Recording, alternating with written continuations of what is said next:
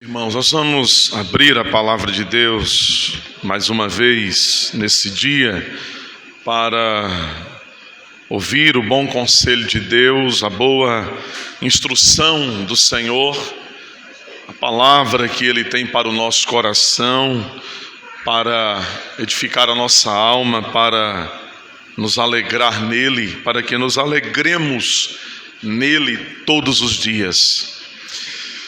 E eu quero convidar você a abrir num evangelho muito especial, o Evangelho de João, um evangelho que procede do coração de Deus, escrito por João, no capítulo 3. E nós vamos fazer a leitura, meus irmãos, de alguns versículos muito importantes, muito queridos desse texto, muito preciosos. Vocês podem continuar sentados, não haverá desonra não. Em atitude de reverência, sentados mesmo como vocês estão. Palavra do Senhor então no capítulo 3, eu quero ler os versículos 16 até o 21. Porque Deus amou o mundo de tal maneira que deu o seu Filho unigênito para que todo o que nele crê não pereça, mas tenha a vida eterna. Porquanto Deus enviou o seu Filho ao mundo, não para que julgasse o mundo, mas para que o mundo fosse salvo por ele. Quem nele crer não é julgado, quem não crê já está julgado, porquanto não crê no nome do unigênito Filho de Deus. O julgamento é este, que a luz veio ao mundo e os homens amaram mais as trevas do que a luz, porque as suas obras eram más. Pois todo aquele que pratica o mal aborrece a luz e não se chega para a luz, a fim de não serem arguidas as suas obras. Quem pratica a verdade aproxima-se da luz, a fim de que as suas obras sejam manifestas, porque feitas em Deus. Amém. O incomparável amor de Deus.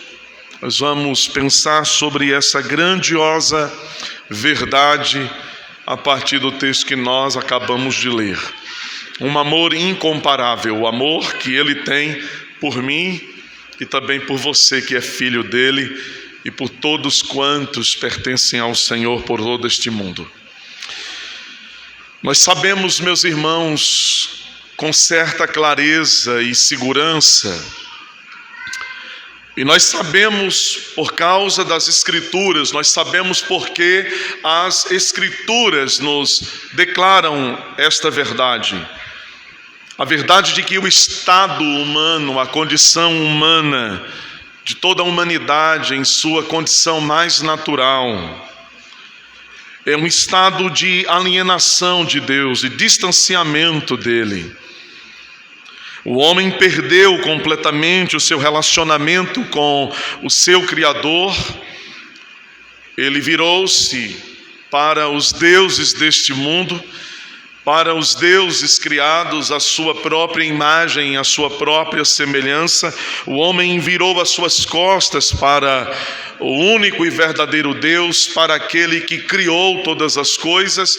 E esse é um estado, este é o diagnóstico, este é um estado caótico da humanidade caída, separada, distanciada de Deus. E nessa condição, tal qual os homens vêm ao mundo, nessa condição de queda, de morte, de alienação, usando a linguagem paulina em Romanos, de completa inimizade com Deus, nós sabemos, meus irmãos, qual será a condição eterna dos homens. Eles estarão em completa ruína eternamente, eles estarão em um estado eterno de completa separação de Deus e de ruína total, de sofrimentos infindáveis, porque este será o destino de todos os homens que se mantêm rebeldes ao seu Criador e não creem no único Salvador enviado a este mundo, Cristo Jesus. Eternamente separados de Deus, banidos da presença de Deus, lançados para longe da contemplação do seu olhar amoroso e gracioso, condenados eternamente. Portanto, existe uma saída para os homens desse mundo. Existe uma porta estabelecida, existe um escape pelo qual eles poderão se livrar dessa tragédia eterna. Existe uma saída para o problema. O Evangelho da graça de Deus, portanto, ele nos dá esta solução. O Evangelho do amor de Deus, a carta do amor de Deus, a carta escrita com tinta, a carta escrita com sangue, a carta do amor e da misericórdia de Deus, o Evangelho dele, da sua misericórdia, traz a nós e a todos aqueles que podem crer em seu Filho, que podem ser chamados por Ele mesmo a esta fé. Ele nos dá a solução e ela está dada, mostrada, ofertada nas páginas das Escrituras. Deus ama e então Ele salva pecadores. E aqui no Evangelho de João, meus irmãos, no texto que nós lemos, está esse presente do amor da graça de Deus. Ele é ofertado nessas poucas letras que nós lemos. Ele é apresentado aos homens aqui, e isso é muito precioso. É uma porção muito maravilhosa das Escrituras. É uma das partes mais belas do Evangelho de João. E isso é tão impressionante que nós somos estimulados desde os nossos primeiros passos na fé a aprender que Deus amou o mundo de tal maneira que Ele deu o seu Filho, para que todo aquele que nele crê não seja condenado, não pereça, mas chegue à vida eterna. Aqui está no Evangelho de João esse presente do amor de Deus. Está a solução colocada para os homens aqui. A única solução para os homens, a única porta para eles, a única saída para eles, ela está colocada aqui de forma singular, poderosa. O amor de Deus está fluindo dessas letras. A misericórdia dele está borbulhando nessa parte das Escrituras. Não existe muitas opções, na verdade, não existe nenhuma outra. Não há nenhuma outra saída. Não existem variáveis. Há apenas esta porta, apenas esta rota. Existe apenas um caminho, e ele é bem estreito. E esse caminho nos leva à cruz, onde o Filho dele derramou a sua vida por nós, onde o seu sangue foi derramado em nosso favor. Há apenas um escape, e o Evangelho resume isso numa palavra, numa sentença poderosa: Deus enviou o seu Filho ao mundo. Essa é a única resposta que o mundo precisa, é a única porque ela é suficiente. Ela é a única solução para este mundo em caos, para esse estado de horror em que a humanidade se encontra afundada. É a única saída para você que ainda não está inteira e diretamente vivendo um relacionamento com Deus e com o Filho de Deus. É a única saída para você. O problema da humanidade certamente não se resume em apenas uma existência aqui nesse mundo. O problema da humanidade não se resume em algo presente aqui agora. Não tem a ver apenas com questões morais exatamente, e éticas e desvios aqui e acolá, acertos e desacertos nessa vida. O problema da humanidade tem algo muito mais sério a ser encarado. Envolve a eternidade. envolve viver eternamente, ou envolve estar eternamente em sofrimento, envolve existir eternamente separado de Deus. E isso é muito sério, é muito grave. Portanto, se esse é o único modo pelo qual os homens perdidos podem ser salvos, o amor gracioso de Deus e incomparável de Deus em Cristo Jesus, o seu Filho, porque homens perdidos, homens arruinados pelo pecado, quando ouvem isso, eles não correm diretamente para Jesus e eles não se agarram ao Filho de Deus imediatamente, porque eles não se prendem a Ele de uma vez por todas. Se essa é a única saída, se Ele é a única porta, se Ele é o único escape, porque aqueles que estão perdidos agora, eles não correm para Ele, eles não decidem ir até Ele e agarrarem-se ao Filho de Deus e então resolver todo o seu problema. E o próprio Evangelho tem a resposta para isso, porque não depende de quem quer e não depende de quem corre, mas depende de Deus usar a sua misericórdia. Depende de Deus e não dos homens. E Ele faz isso, ou Ele faz isso começar e acontecer nos homens, quando eles ouvem a sua voz a partir do Evangelho. Quando eles ouvem o Evangelho, a palavra de Deus. Essa é a ferramenta poderosa do Espírito. É como uma chave poderosa. Ele usa essa chave e Ele destranca o coração acorrentado pelas correntes do pecado, da iniquidade. Ele abre as cadeias, Ele põe em liberdade os algemados. Ele está anunciando agora o ano aceitável do Senhor, a hora aceitável. Meus irmãos, é certo que não está na criatura caída, nós sabemos tão bem disso, nós compreendemos isso com uma clareza tão profunda, tão intensa. Não depende daquele que está caído, da criatura caída, arruinada, na linguagem de Paulo, morta em seus delitos e pecados. Não depende dessa criatura agarrar-se ao Salvador, mas depende do Salvador vir até nós e nos tomar para si. O Evangelho não é os homens partindo na direção de Deus. Se isso foi o Evangelho falado a você algum dia, esse não é o Evangelho de Deus. Em todo o curso da história das Escrituras Sagradas, isso começa em Gênesis e percorre todas as páginas das Escrituras. Isso começa muito tempo lá atrás. E todo o avanço, todo o progresso da revelação de Deus por todos os séculos mostram que salvação não tem a ver com caídos e mortos e pecadores saindo na direção de um Salvador bom, justo e misericordioso. Não foi isso que aconteceu com nenhum de vocês,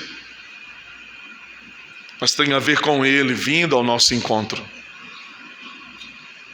Eu acho extraordinário o que diz logo no final da história de quando Jesus estava na casa de Zaqueu. Aquele homem vivendo uma vida toda arruinada, toda quebrada, toda suja. Ele tem uma experiência de encontro pessoal com Jesus Cristo. O Senhor vai à casa daquele homem, Ele vai sentar à mesa com ele, e aquele homem arrependido dos seus pecados, ele estabelece o compromisso de consertar coisas erradas que ele provocou, e então a Escritura diz, o Senhor disse: hoje houve salvação nesta casa, porque o Filho veio buscar o que se havia perdido. Isso é o Evangelho, isso é tão claro. Não tem a ver com arruinados e mortos e pecadores indo ao Salvador, mas tem a ver com o Salvador vindo até eles. O texto que nós lemos, João 3, 16 a 21, faz parte de um diálogo maravilhoso e poderoso que Jesus teve com um homem importante dos seus dias, com Nicodemos. Ele esteve com Jesus numa noite daquelas. E o Senhor lhe falou de coisas maravilhosas demais, que Nicodemos não fazia ideia ainda que elas fossem tal qual ele falou. O Senhor disse àquele homem que era necessário nascer de novo. O texto que nós temos diante de nós e que trata daquele encontro que Jesus teve com Nicodemos, diz que o Senhor diz a Nicodemos que o problema do homem não tem a ver apenas com as suas questões da vida presente, mas o problema do homem tem a ver com questões da vida presente e da eternidade, e só há uma maneira de resolver essa questão. Então eu quero dizer a você que está aqui nessa noite, a você que talvez seja religioso, mas você não é alguém convertido ao Filho de Deus, e você não tem um pacto com Ele, uma aliança de amor com Ele ainda, e você não está em um relacionamento franco e direto e pessoal com Ele ainda, você não tem andado com Ele todos os dias. Então eu quero dizer a você que há uma maneira de resolver os problemas que dizem respeito a você e a eternidade que o aguarda. Então nós precisamos considerar em primeiro lugar que Jesus disse a Nicodemos que é necessário nascer de novo. Porque não há como ver o reino de Deus se você não nascer de novo. Eu não posso ver o reino de Deus se eu já não tiver nascido de novo. E essa linguagem de ver o reino de Deus, ela é também a ideia de entrar no reino de Deus. Não tem como entrar nesse reino se não nascer de novo. Essa é uma experiência que o Espírito de Deus realiza em nós. Nascer de novo. Você já nasceu de novo? Você é nascido de novo? Você sabe disso? Você tem dúvidas sobre isso? Ou você pode responder taxativamente: não, eu não nasci de novo ainda. Então, em primeiro lugar, Jesus está dizendo a Nicodemos que é necessário nascer de novo, e quando ele diz isso, ele mostra àquele homem que nascer de novo não é uma obra que compete aos homens realizar, mas é uma obra que vem do céu, vem de cima, vem de Deus. Agora, o versículo 16 em diante, Jesus vai mostrar o começo de tudo, a base, a origem, onde isso começa. Onde está a fonte dessa salvação que Ele opera? Cristo é então enviado ao mundo. Ele é enviado em favor daqueles que Deus, o Pai, ama. Aqueles que Ele amou, porque Ele amou o mundo de tal maneira. Porque o Pai ama, porque o Pai amou pecadores, em outras palavras. É estranho isso, mas isso é parte do amor impressionante de Deus. Ele ama o pior, e porque ama o pior, Ele dá o melhor. Sabe, eu não estou muito disposto a amar o pior e dar o melhor que eu tenho. Nós não estamos dispostos, via de regra, a amar o pior entregando o que nós temos de melhor. Isso não é parte de nós. Mas foi exatamente isso o que Ele fez por nós. Ele amou o pior, Ele nos amou, e então Ele deu o melhor que Ele possuía. Ele deu o seu Filho ao mundo, para que o mundo creia nele. Isso é fantástico, isso é o amor de Deus, e uma das razões porque isso é falado dessa forma aqui, sem dúvida, uma das razões porque Ele nos fala dessa forma, com essa linguagem, dessa maneira, é para que seja lançada fora, jogada ao chão, lançada à terra, toda a presunção de que você e eu podemos nos salvar pelos nossos méritos, pela nossa capacidade, pelas nossas próprias decisões, pelas decisões pessoais, pelo resultado das nossas obras, da nossa própria justiça. Não, isso não é possível. Não é assim que funciona. O amor de Deus ele não é colocado em movimento por causa de nós. Entende isso? Entende? O amor de Deus, ele não é movimentado em seu favor por causa de você. Ele não é colocado em movimento pelo que você precisa de Deus receber. Porque se assim fosse, você e eu seríamos a causa disso. Mas não é assim. Para que Ele tenha a glória, somente a glória e toda a glória, então o amor dEle é colocado em movimento em nossa direção por causa dEle mesmo, por amor a Ele. Ele então decide nos amar. Isso é muito mais extraordinário.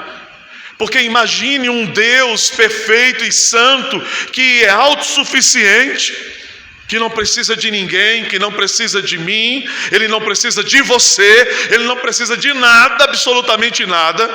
Ele é completo em si mesmo, Ele é plenamente cheio de si mesmo.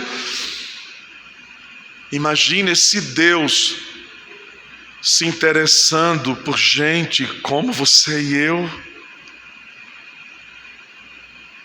Isso é de constranger, não? Isso é de deixar a gente assim, embasbacado, boquiaberto. Porque se pararmos por um minuto e fizermos uma volta para nós mesmos, nos olharmos e seriamente nos investigarmos, nós vamos ter vergonha de nós. Então o amor de Deus incomparável, o amor de Deus é um amor que nos constrange profundamente, porque Ele decide amar você e a mim. E quando Ele decide isso, Ele envia ao mundo o seu Filho, e essa é a raiz da nossa salvação. Uma outra razão, porque as Escrituras, porque a passagem que nós lemos, ela fala do amor de Deus e da obra da redenção nesses termos. Uma outra razão, porque ela faz isso dessa forma, nesses termos, é para que saibamos, meus irmãos, reconhecer que a salvação dos pecadores é um ato da soberana e livre vontade dEle. Quando Paulo escreve sua carta aos Efésios, ele escreve aquele texto maravilhoso que nós conhecemos em Efésios 2, versos 4 e 5. Mas Deus, sendo rico em misericórdia, por causa do grande amor com que nos amou, estando nós mortos em nossos delitos, nos deu vida juntamente com Cristo. Pela graça, vocês são salvos. Pela graça. E se insistíssemos então em perguntar, ora, mas por que precisou ser assim? Por que precisou ser assim? Ele enviar ao mundo o seu Filho. Ele não veio ao mundo para curtir uma praia. Ele não veio ao mundo para juntar riquezas. Seu reino não é desse mundo, a propósito. Ele não veio ao mundo, sabe, para tirar umas férias do céu, porque o trabalho estava grande demais. Ele veio ao mundo para morrer por você e por mim. Ele veio ao mundo para dar a sua vida em resgate de muitos. Esse é o amor incomparável de Deus. Então Paulo, ele vai no capítulo 2 de Efésios, no versículo 7, ele vai ainda dizer que Deus fez exatamente assim. para mostrar nos séculos vindouros a suprema riqueza da sua graça, Deus quer fazer que a sua graça seja conhecida de muitos, em bondade para conosco, em seu Filho Jesus Cristo. Como nós cantamos nessa noite, mais uma vez, não fui eu, mas foi Cristo em mim. Não fui eu, mas foi Cristo em mim. Não foi você, mas foi Cristo em você.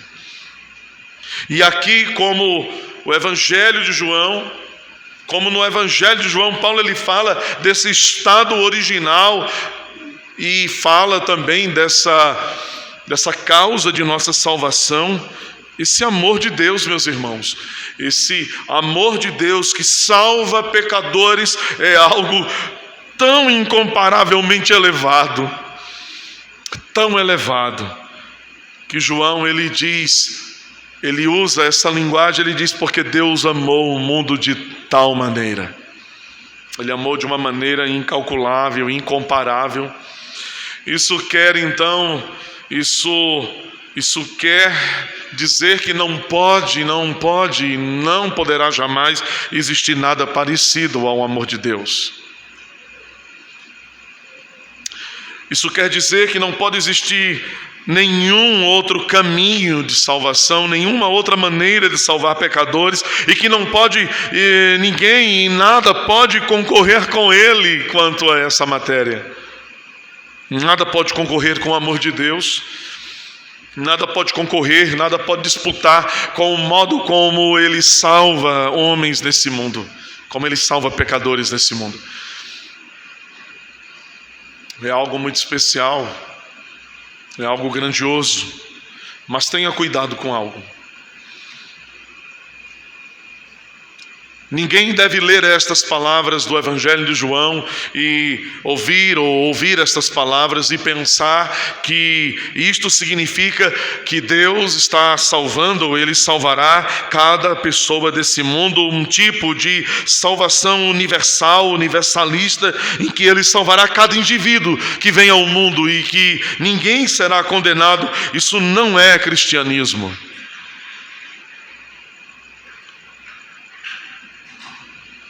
Não é cristianismo. As Escrituras dizem, meus irmãos, claramente, vocês sabem disso. Vocês não podem ter dúvida disso. Elas dizem claramente que o Filho de Deus salva cada um daqueles em favor dos quais Ele foi enviado pelo Pai ao mundo.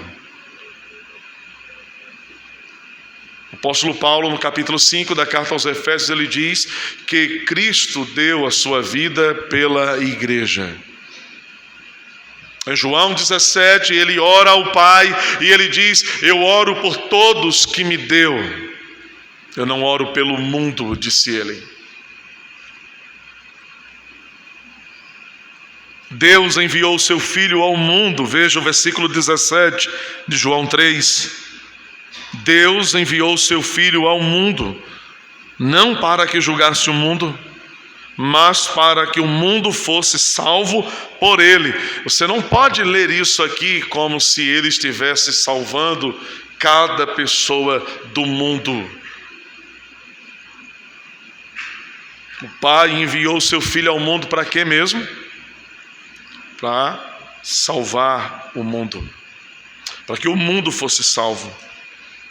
É isso que está escrito aqui?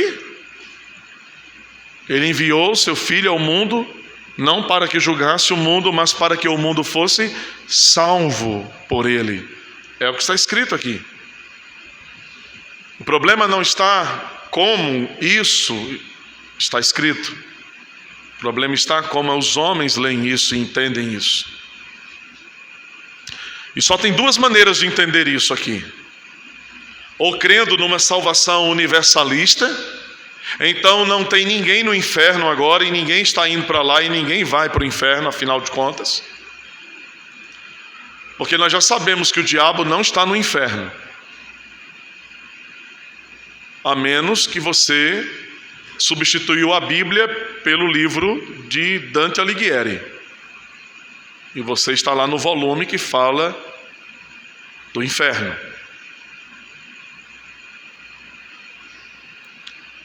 Então só tem uma forma de ler João 3,17. Ou crendo que ele salva de forma universalista cada um e ninguém se perde e ninguém é condenado. Mas não é isso que a Escritura ensina. Eu acredito que não é isso que ela ensina. E a outra maneira de entender o que está escrito aqui é entender que o que João está falando é que Deus salva judeus e gentios. Ele salva quem é judeu e quem não é judeu por todo o mundo. Ele salva homens de todas as tribos, povos e línguas. Essa é a linguagem de Apocalipse 5. Quando João vê o Cordeiro de Deus. E ele o exalta, porque ele comprou para si homens de todas as partes do mundo com seu sangue. Então Cristo, ele não desceu do céu para condenar eternamente aqueles que Deus amou.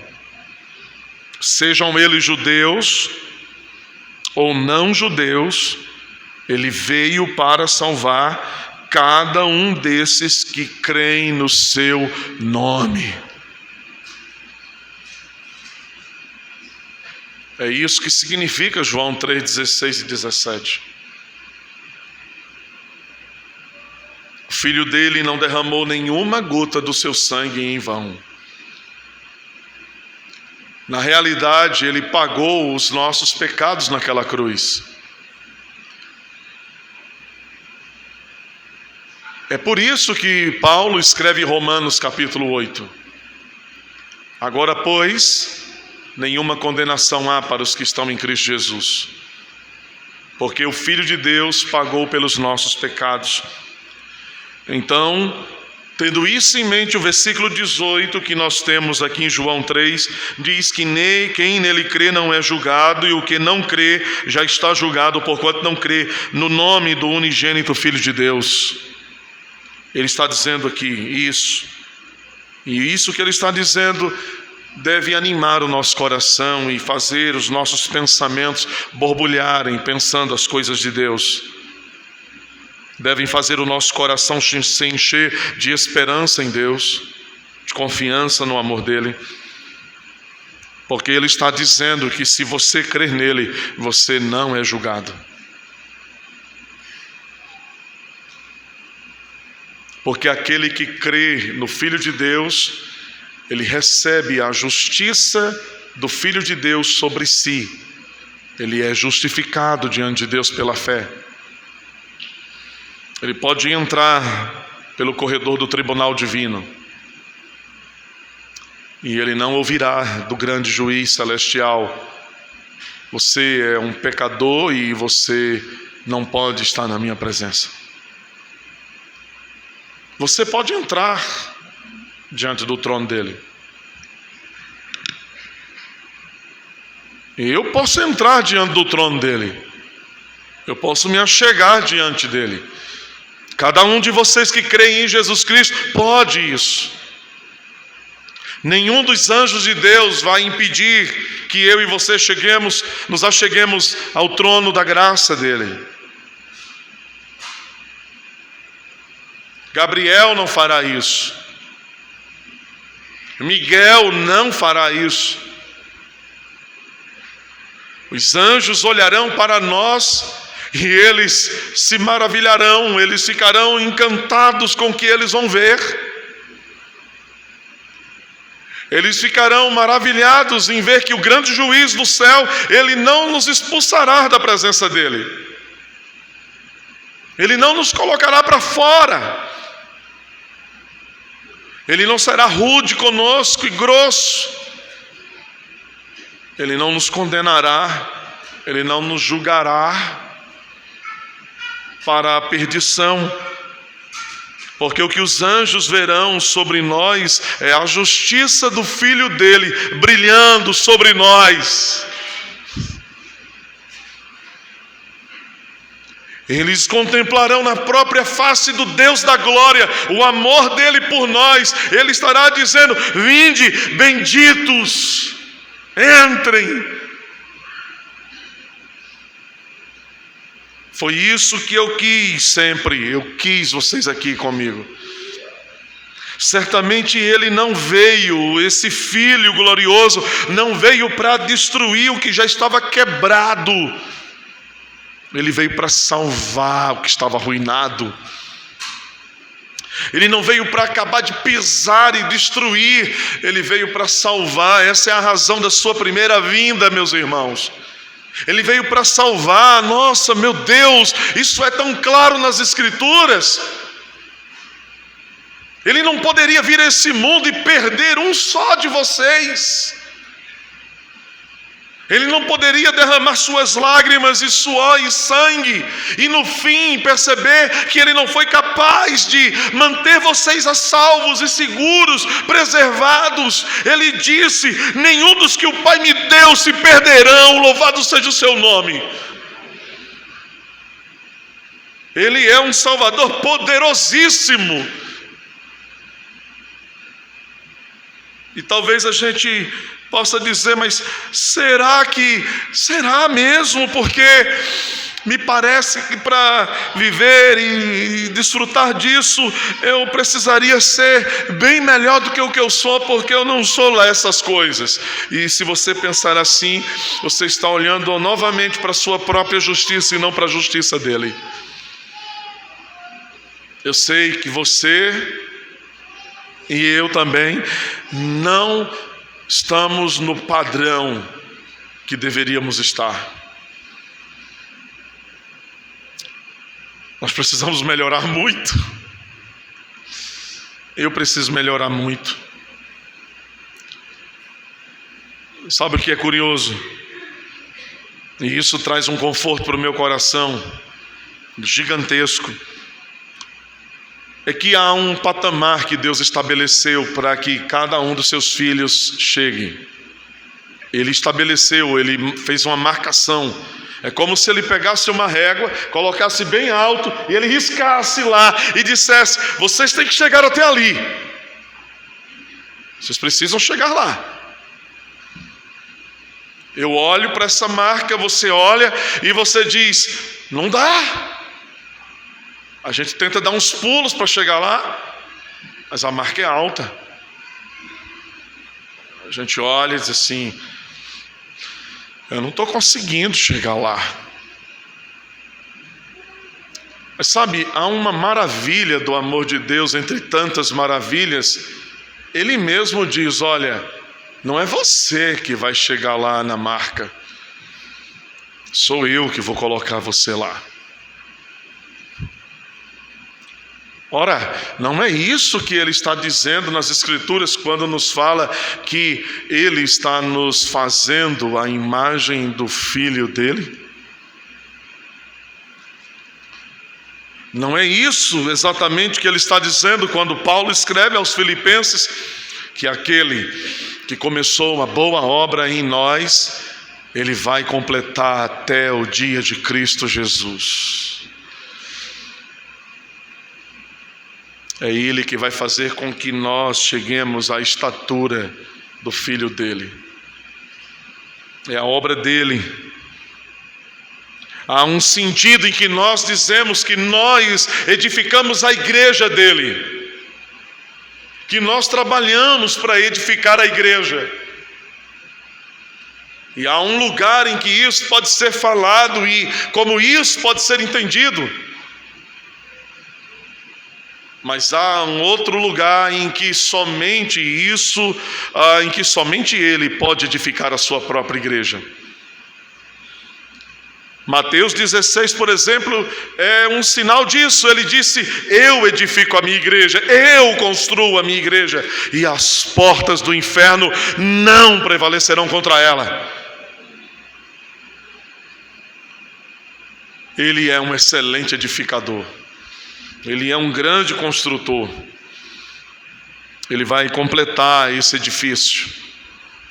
Ele vai fazer com que todos que Ele deseja que façam parte desse edifício venham. Ele usará todos os recursos que Ele mesmo disponibilizou. Ele usará a pregação por meio da igreja. Ele fará com que eles se arrependam, com que creiam, que venham a Ele, que reconheçam o seu senhorio e poder para salvar.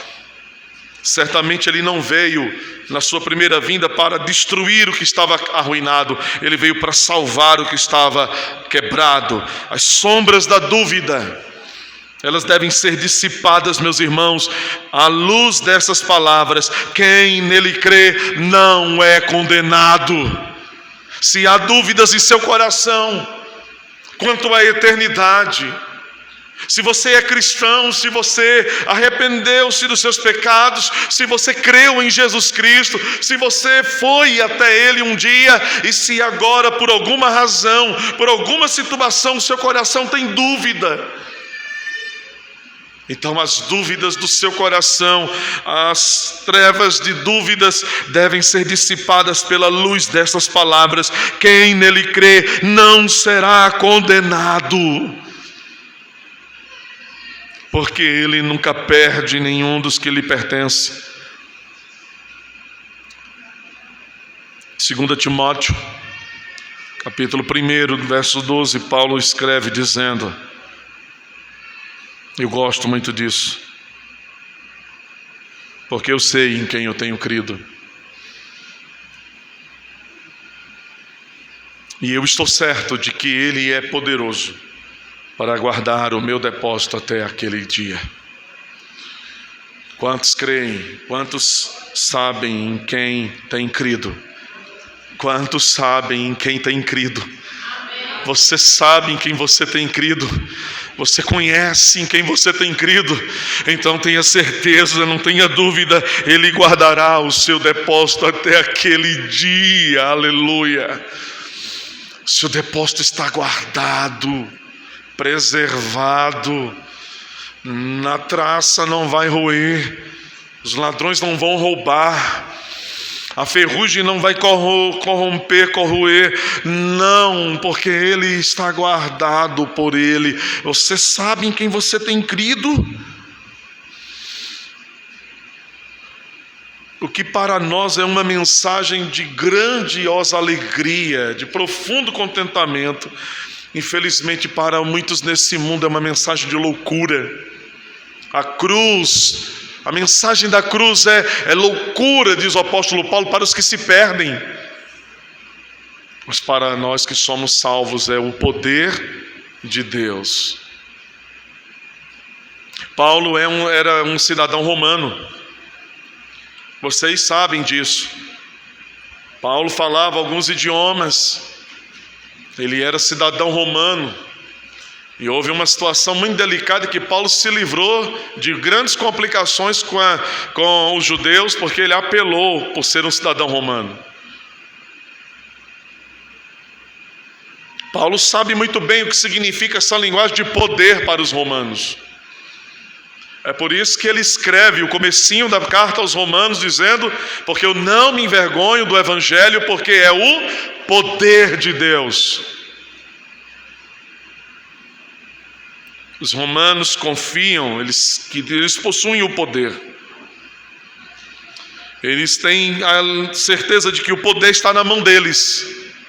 Eles são o grande império. Eles têm o poder da espada. Eles dominam o mundo. Eles governam sobre os homens. Eles podem fazer o que eles desejarem fazer. Paulo conhece esse contexto.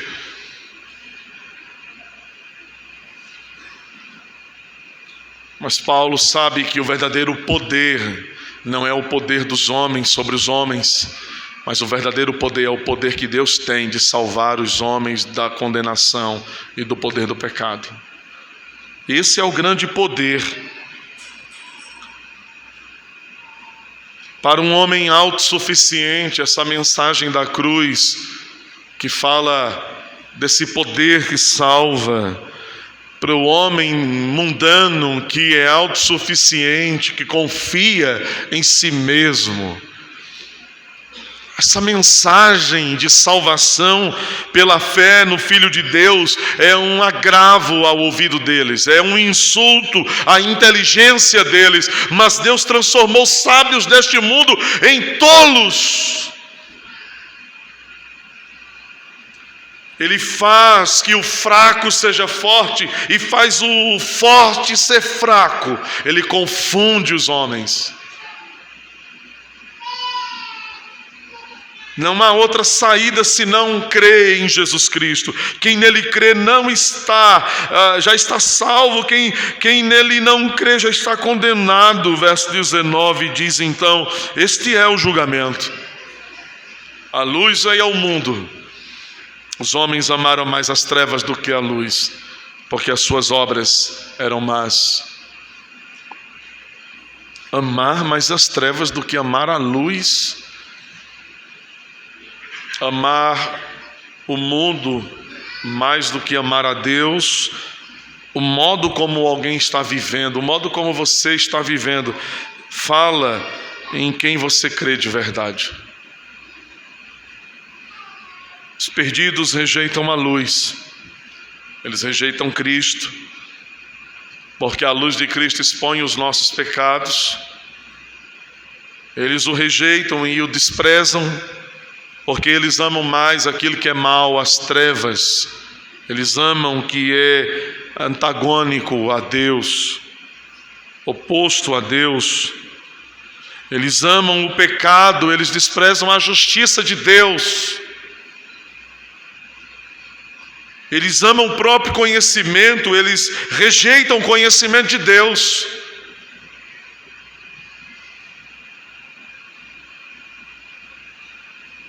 Tudo que está revelado no Evangelho.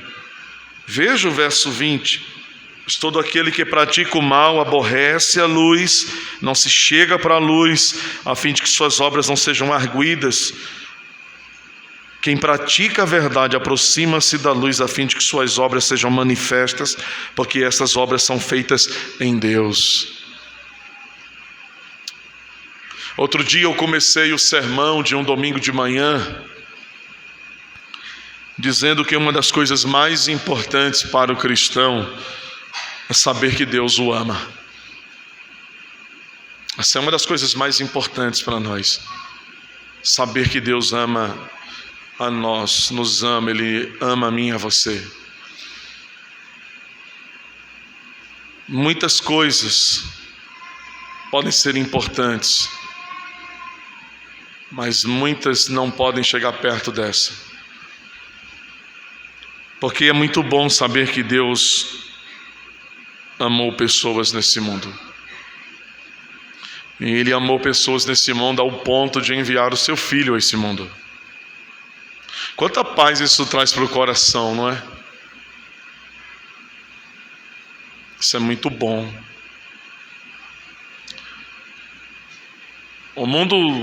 Os homens desse mundo têm muitas carências. Eles podem relutar em reconhecer isso.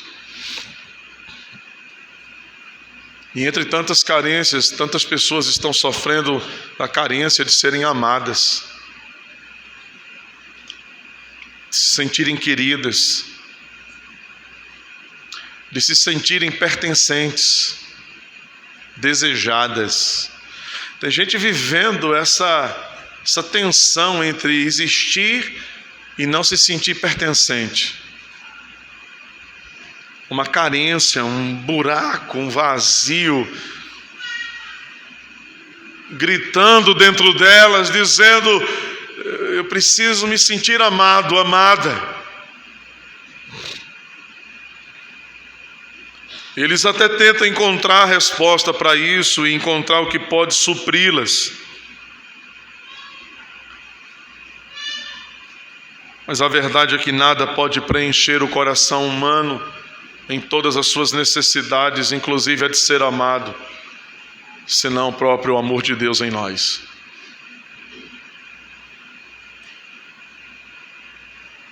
Esse é um amor incomparável,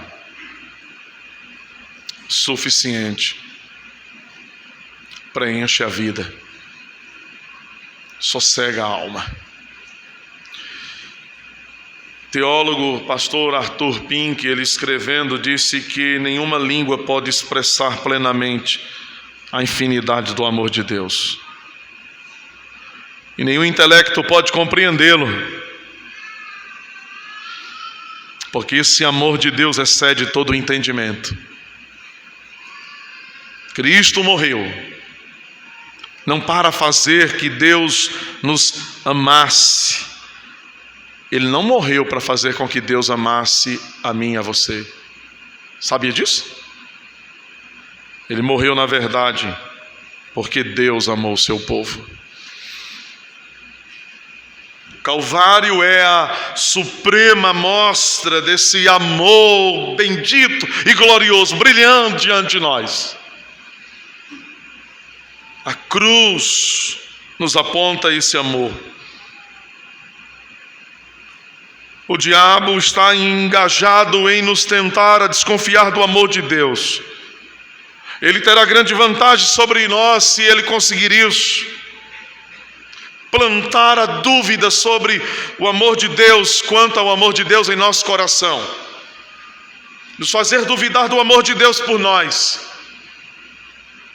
Ele está envolvido, engajado em conseguir isso. E ele tenta fazer isso, provocando em nós uma substituição desse amor, nos levando a trocar o amor de Deus pelos amores desse mundo, por outros amores. Então a palavra de Deus para nós, para o nosso coração nessa noite, é que nós coloquemos os nossos olhos no amor dele. E que nós tenhamos a mais plena certeza de fé, de que Ele nos ama. O seu amor é irrevogável, o seu amor não pode ser cancelado. Nós estamos escritos em suas mãos pelo seu próprio amor. Nós pertencemos a Ele, Ele nos ama. E esse amor é o que nos sustenta, Ele pulsa em nossa alma. Ele é derramado em nosso coração. É o amor incomparável de Deus por nós, por você. Creia nele hoje. Arrependa-se dos seus pecados agora. Volte-se para o seu Senhor. Diga a Ele: oh, teu amor é impressionante. Eu quero senti-lo e provar do seu amor. Diga isso a Ele. Responda ao amor dele por você hoje. Coloque-se aos pés dele hoje. Se ele está falando ao seu coração, ele se moveu do céu em sua direção. Ele veio até você porque você pertence a ele. Ele o chama. Ele está chamando você para ele. Depois de todas as tentativas frustradas de sua vida, todas as perdas em sua vida, diante de todas as lacunas, todos os espaços vazios na sua alma, diante de todos os seus questionamentos, as suas dúvidas cruéis, suas lutas existenciais, o amor dele é a resposta dele para você hoje. Creia no Filho dele. Ele enviou o seu Filho ao mundo porque o ama. Bendito seja o seu nome para sempre. O seu amor é uma delícia, é impressionante, é incomparável. Eu gosto muito do que Jeremias escreve. Ele diz: Ele nos arrasta com correntes de amor eterno. Correntes de amor eterno. Correntes inquebráveis.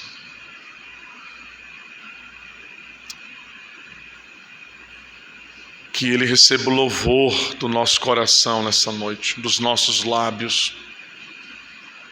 Muito obrigado por nos amar, Senhor. Muito obrigado por nos amar.